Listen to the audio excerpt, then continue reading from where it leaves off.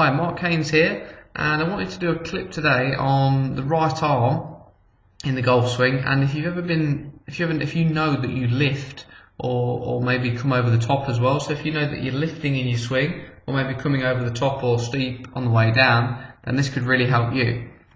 So I've got one of my pupils here as an example for you, and he's done a really good job with this swing. And if we look at his old one on the left here, so the bodies are a bit different on these two. The real key bits we'll look at, the right arm being quite dominant or quite straight or on top, and the body's a little bit different. The body's a little bit back. I mean, you can look at other videos on my sites to go in a bit more detail about the setup. So the new one looks a bit different here on the right. The right arm's got a little bit more tuck in. It's not quite as dominant or on top as the old one here on the left, and the body's a little bit different from the front. So what we'll see here, I mean, Dennis had this arm with the concept of trying to turn around too much or trying to get the club inside on the way back. So what that'll actually cause here is that as he tries to go around with this right arm too much on top, his shoulders go almost a little bit around too soon for Dennis. Then he tends to lift a bit at the top here. So this is quite a common thing. You see quite a lot of golfers trying to lifting a bit too much at the top of the swing. And for Dennis, as he comes back down, he's actually got a dip and combines that with some turn. It kind of throws his arms out here, which you can see on the way down.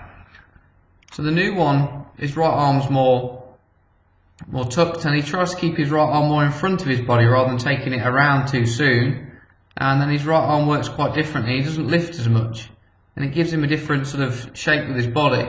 Then when he comes down, the club doesn't go away from him as much on the downswing, which is great, and he hits.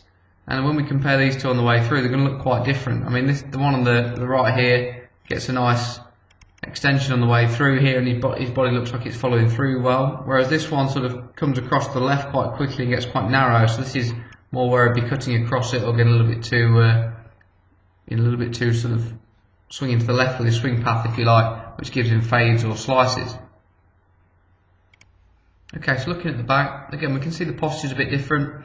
Key bit we'll look at is this right arm's a lot straighter, lower, and what we call sort of a long right arm, when compared to the other one on the right here.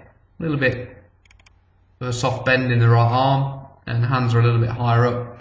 So when you combine this kind of arm position with the concept of trying to turn the top or your shoulders, or take the club in too much at the start, basically the top out turns the bottom half of your body and it makes you lift. So here you can see Dennis's top turning quite a lot without his bottom turning at all, and club goes too flat or too in at this stage.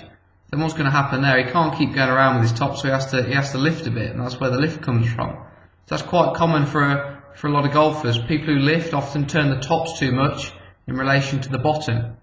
So here Dennis has got a bit of lift, and it's actually opened the club face up a bit as well, and his right arm's kind of winging out a bit here. So the new one with the right arm tucked, for Dennis he just tries to keep that right arm more in front of his body rather than taking the club too much in. Again, this looks quite different to the first move on his old ball. So then when it goes up, it doesn't go up as flat, it goes up more on a good plane or good angle, however you want to call it. And then the club face looks better at the top as well. So this is all because of how his arms are arranged. So the old one gets some dip and some turn, which throws the club out quite steep. And we can see the club tracking across the left, and the club exits very, very low here because the club's going to the left too much. So the new one drops down the better angle here, so it's not as steep, which is great. More in the middle of his arms or on his right forearm.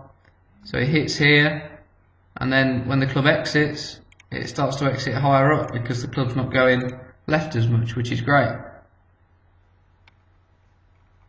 So if you find that you're lifting in your swing and you've got a concept of trying to turn your top or get the club inside too much at the beginning, consider changing that, and maybe look at what your right arm's doing. If your right arm's very straight in your swing and you tend to lift, then that could be causing the lifting as well. So maybe look at how your right arm's working in your golf swing. So the right arms can make a big difference in your golf swing and the concepts that you have combined with that.